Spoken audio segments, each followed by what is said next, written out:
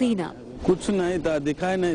When we came back after the cyclone, this whole beach was like a ghost town, he says.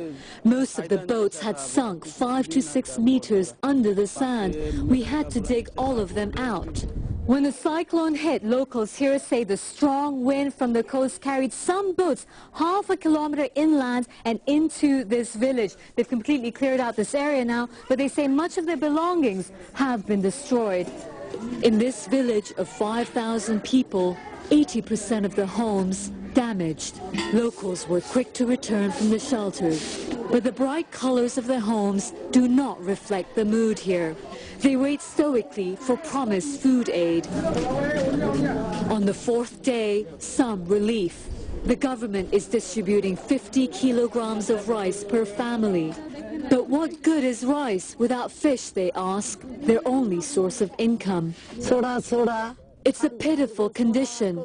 I cannot survive on small bits of food, she says. We have lost everything. We are crying inside. Their resilience, commendable, but the pain still palpable. Samima Uras, CNN, Noyanugam village, Odisha, India. French students have taken to the streets in anger over the treatment of a 15-year-old girl who was seized by police while on a school trip and then deported to Kosovo. She and her family were found to have been staying in France illegally. The events have reignited France's long-running debate over immigration. We have details in this report. Protests in Paris as high school students clash with riot police. Thousands of young people hit the streets of the French capital on Thursday, outraged over the recent deportation of at least 2 foreign students. Our country should be about liberty, equality, fraternity. We are against expulsion, and we don't agree that a person who is integrated is sent back to her country that she doesn't even know. One of the students at the center of the controversy is Leonarda Debrani, a 15-year-old girl of Roma descent. Earlier this month, she was taken off a school bus during an outing with classmates. Debrani deported along with her family to Kosovo. My home is not here. My home is in France. Debrani and her family had been in France illegally since 2009. Their legal appeals for asylum exhausted. But the teenager says she felt ashamed at being detained in front of her classmates. It hurt me. All my friends looked at me in a weird way, asking me what had I done, why the police, and I could not answer because the police took me by the hand and they were saying, we have to go, we have to go. Debrani's case has reignited debate over French immigration policies and landed Interior Minister Manuel Valls in hot water with the press and some lawmakers in the governing Socialist Party, though Conservatives say police were simply carrying out the law.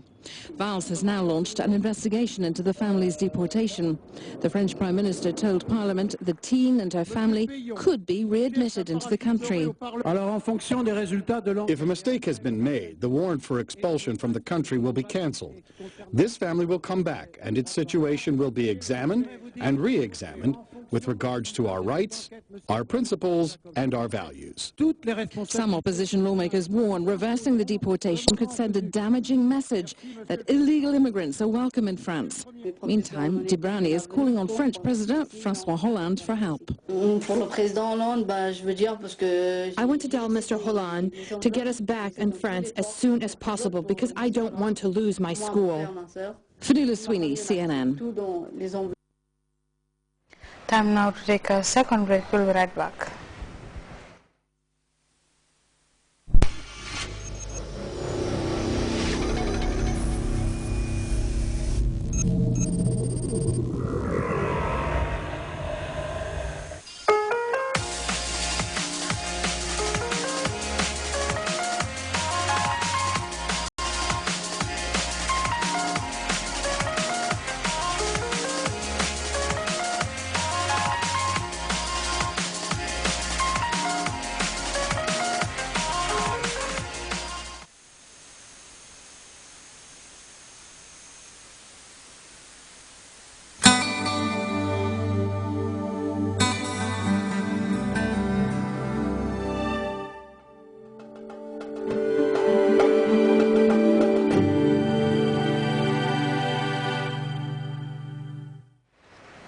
It is time now to join the Central Focus Office for a look at the day's weather report.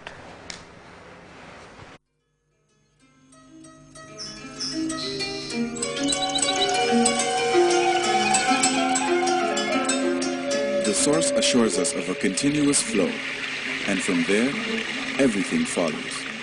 And for those of us who know what the River Gambia stands for, understanding its sustainability in all aspects of life is easily confirmed. The River Gambia provides nutritious delicacies as food, while it provides its wildlife a balanced ecosystem. This river, as a sanctuary, is committed to its inhabitants' needs without season. And as you travel along, all these values are replicated in one company, Elton. Just like the River Gambia, leads in its commitment to values that matter most. Elton, championing the vision for a new generation.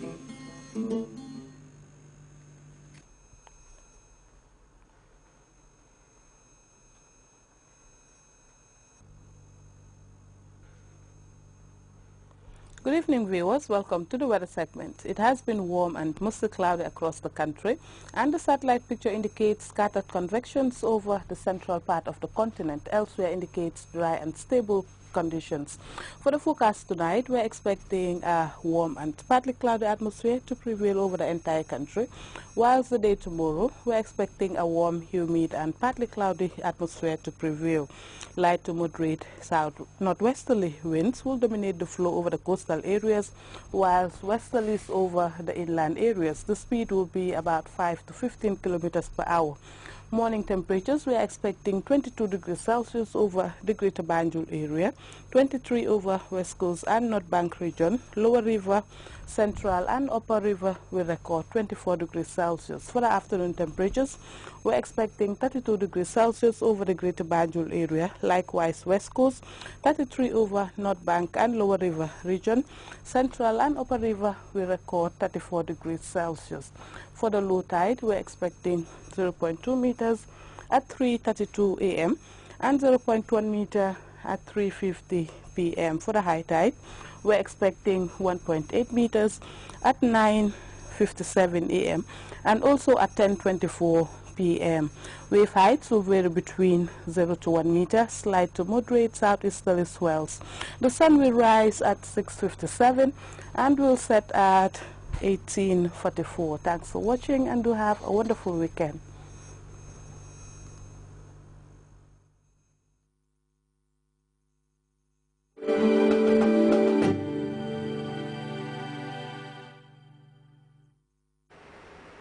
From the weather report, a quick reminder of our headlines before we end this edition of the news. The Vice President and Minister of Women's Affairs, Dr. Esrinjai Seidi, has attended the Women's League meeting in Taipei as part of activities marking Taiwan's 102nd independence anniversary. Libyans are marking the second-year anniversary of the overthrow of Colonel Muammar Gaddafi amid increasing fear of lawlessness brought about by the spread of powerful militias in some of the country's major cities. India's vast fishing communities are rummaging through the remains of their battered lives as many come to terms with the effects of the recent devastating cyclone. A nationwide protests have gripped France following the arrest and deportation of an ethnic Kosovan teenager and family of Rome descent back to their homeland. That's all in this edition of the news. Thank you very much for your time. Join us at 10 for another bulletin. Meanwhile, stick with Grts.